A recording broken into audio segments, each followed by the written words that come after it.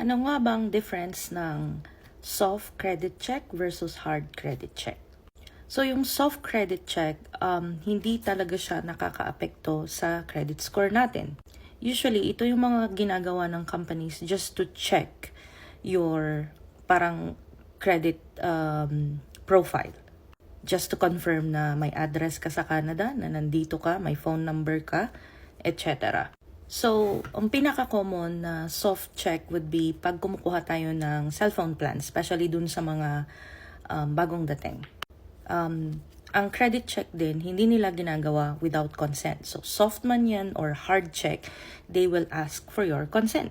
So, bago ka pumirma nung mga papeles, kunyari nag-apply ka ng cellphone, tatanong nila, would you allow or would you agree for a credit check? And that would be like a soft check.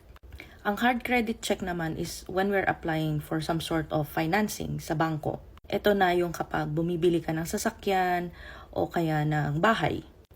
Hard credit check requires like a thorough check of your profile, payment history, and everything that has to do on how you manage credit.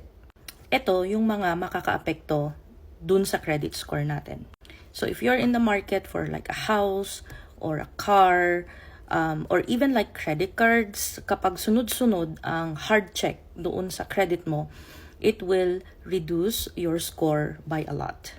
So make sure na kapag pumupunta tayo, especially sa mga car dealership who runs our credit like crazy, make sure na wag muna kayong mag-agree if you're not yet decided, wag ipapagalaw ang credit check kapag wala pa naman kayong final decision.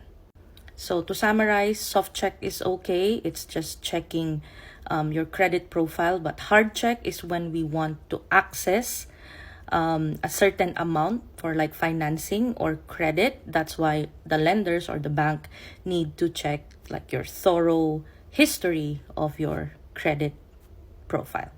Yun lang.